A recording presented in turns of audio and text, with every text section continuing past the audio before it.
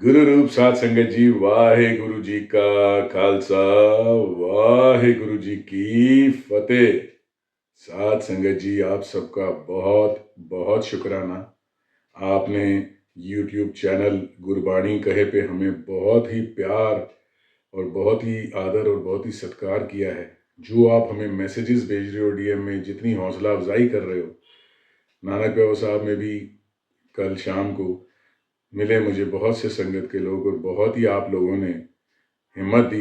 आपकी हौसला अफजाई के लिए बहुत बहुत शुक्रिया। कुछ सुझाव भी दिए हैं और आपके सुझाव सिर मत्थे पे। पूरी कोशिश है जितना हो सके उन सुझावों को पूरा किया जाए। इंस्टाग्राम चैनल पे भी आपने लगभग 26,000 से ऊपर व्यूज़ हमारे को दिए हैं और फेसबुक चैनल पे हमारे हर्षपाल सिंह के हैंडल पे आपने आप दोबारा से रिस्ट्रिक्शन हटने के बाद 33,000 व्यूज़ हमारे इस हफ्ते में क्रॉस हो गए हैं। आप सबका बहुत बहुत शुक्राना। इसी तरह से प्यार बनाए रखो, हौसला देते रहो ताकि दास की भी हिम्मत बनी रहे और कोशिश करे गुरबाणी को पढ़े भी और पढ़ के आपको सुनाए भी। कथावाचक नहीं हूँ, मगर जितनी कुछ समर्था वाहिगुरु जी ने दी है, जो रास्ता दिखा रहे हैं, जो बुलवा रहे हैं, वही आपके आगे आके बोल देता हूँ।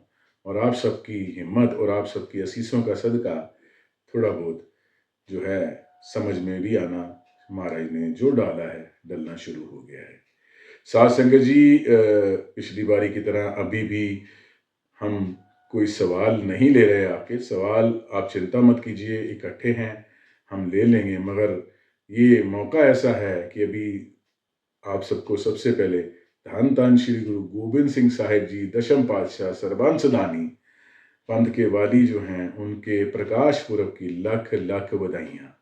और आज इसलिए सवाल नहीं हम ले रहे कि धन श्री गुरु गोबिंद सिंह साहिब जी की और उनके प्रकाश पुरब से रिलेटेड बात करेंगे। आज हम धन श्री गुरु गोबिंद सिंह साहिब जी गुरु तेग बहादुर साहिब जी के सुपुत्र और माता गुजरी जी के सुपुत्र, और उन्होंने पंथ को नई दिशा दी, खालसा पंथ की सृजना करी और बिल्कुल जुल्म को ना मानते हुए, ना उससे डरते हुए, ना किसी तरह से प्रलोभन में फंसते हुए उन्होंने अपना सर्वंस दान कर दिया। पिताजी, माताजी, खुद, अपने सारे बच्चे उन्होंने पंथ के नाम पे पूरी तरह से न्योछावर कर दिए।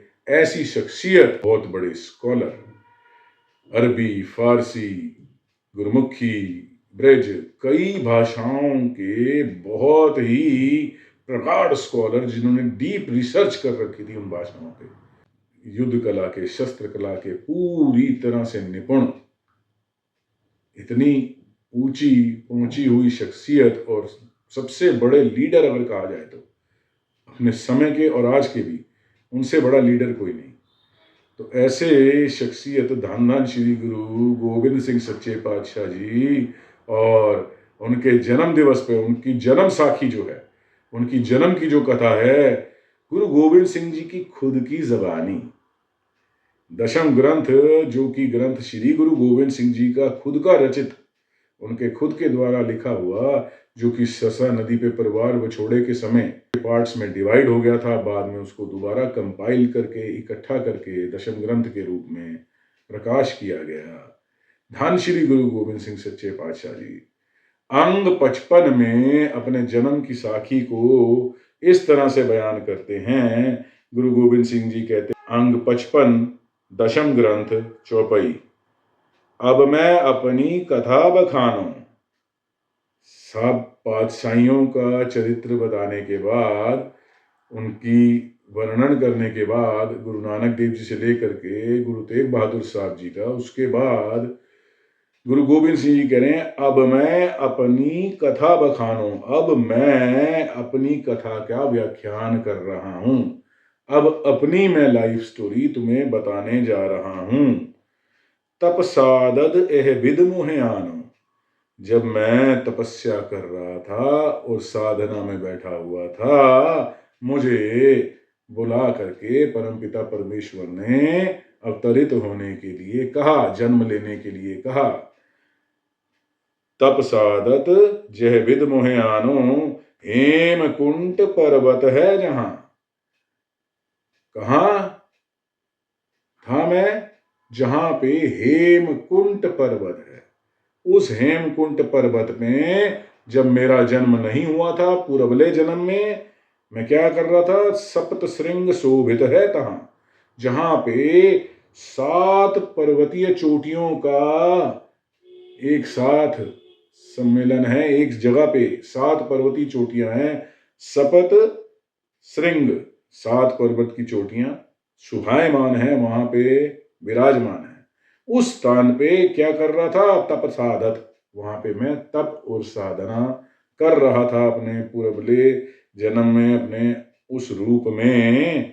और महाराज कहते हैं सपत श्रृंग तेह नाम कहावा, और उस स्थान का नाम ही, क्योंकि वहां पे 7 पर्वत की चोटियां थी, तो वो नाम ही सपत श्रृंग के नाम से कहलाया जाने लगा।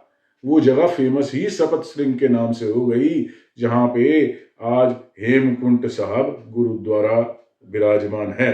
वहां पे गुरु गोबिंद सिंह जी अपने जन्म से पहले तपस्या कर रहे थे। पंडराज जह जोग कमावा, जहां पे पंडराज पांडव जो आगे चल के राजा बने, उन पांडवों ने राजयोग की साधना की थी।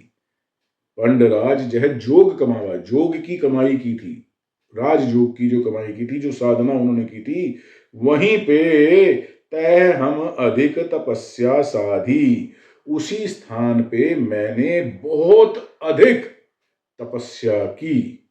जन्म लेने से पहले कोटानिकोट तपस्या गुरु गोबिंद सिंह जी ने हेमकुंट पर्वत की उस स्थान पे की, जहां पे पांडवों ने राज यज्ञ का जो योग की साधना की थी, उसी स्थान पे गुरु गोबिंद सिंह जी ने तपस्या साधी। और उसके साथ फिर वो कह रहे हैं महाकाल कालिका आराधी, पूर्व जन्म में उन्होंने महाकाल और कालिका की आराधना की।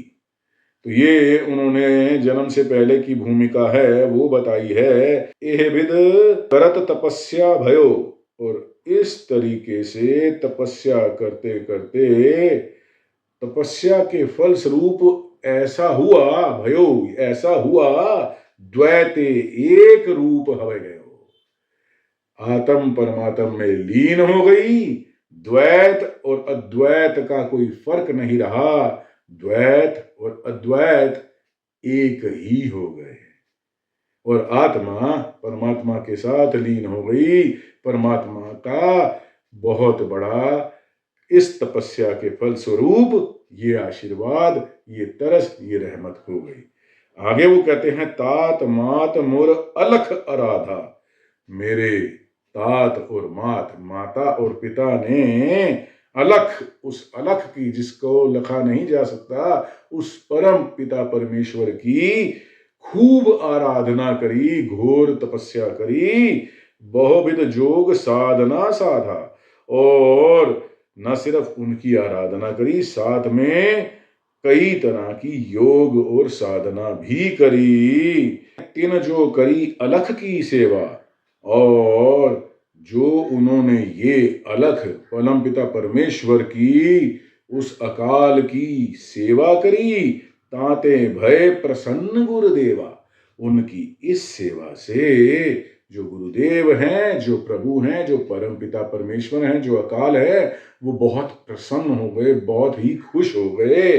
तीन प्रभ जब आयस मोहे कहा, और फिर उन्होंने मुझे आज्ञा दी कि जैसे मानस जन्म होता है, गर्भास होता है, उसी तरह से गर्भ में जाओ और जन्म लो। आने के लिए मुझे कहा, तब हम जन्म कलू में लिया, और उनकी इस आज्ञा को मानते हुए मैंने कलू में यानी कि कलयुग में जन्म लिया, अवतरित हुआ, पैदा हुआ।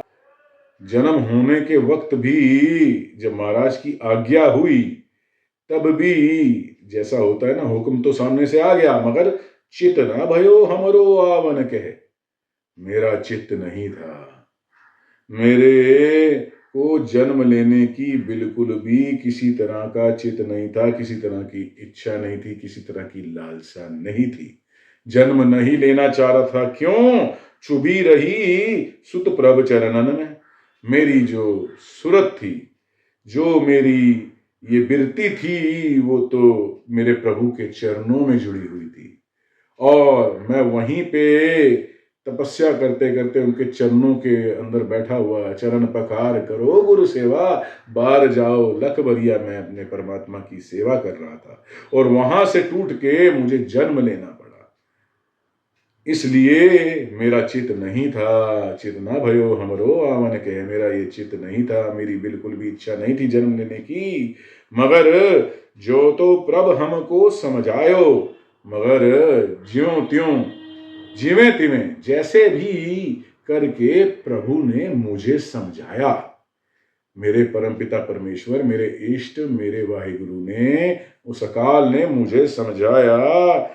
इम कह के ए लोक पठायो।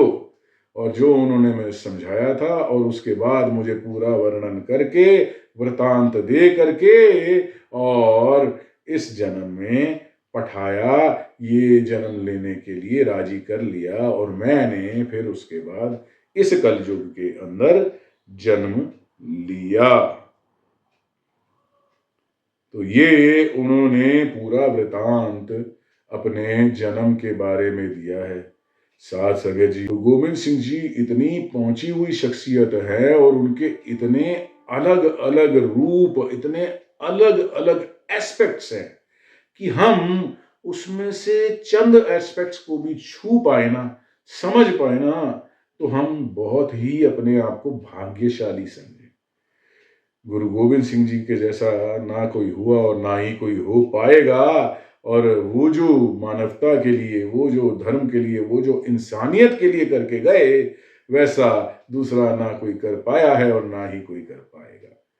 इसलिए गुरु गोविंद सिंह सच्चे पातशाह जी को हमेशा सास गिरास याद करें, वाहिगुरु वाहिगुरु नाम जप करें, परमात्मा के साथ, उनके चरणों के साथ लेव जोड़ने का। जैसे गुरु गोविंद सिंह जी कह रहे हैं ना, चुभी रही श्रुत प्रभ चरणन में, ये सूरत जो है ये प्रभु के चरणों में चुभी रही, जुड़ी रही। और इस तरीके से महाराज के आगे अरदास करें, हे वाहिगुरु हम पे भी कृपा कर दो, हमारी भी सूरत आपके चरणों के साथ जुड़ जाए, हम भी आपके चरणों के वो जो रज है, जो चरणों की जो धूल है, उसका एक कतरा उसके भागीदार हो जाए, हमारा भी जन्म सफल हो जाए। बस यही अरदास करनी है वाहिगुरु जी के आगे। गुरु गोविंद सिंह जी को याद करो, उनकी याद में पर गुरपुरब अगर सच में मन से मनाना है, पाठ करो, नाम जप करो, सही रास्ते पे चलो, और वाहिगुरु वाहिगुरु वाहिगुरु वाहिगुरु वाहिगुरु बोलो। और किसी का बुरा न सोचो न करो, सर्बत का भला नानक नाम चढ़दी कला, तेरे भाणे सर्बत का भला। और इस तरह का उच्चा सुच्चा जीवन जियो। भूल चूक की माफी साथ संगत जी। अब आपसे इजाजत। वाहिगुरु जी का खालसा, वाहिगुरु जी की फतेह।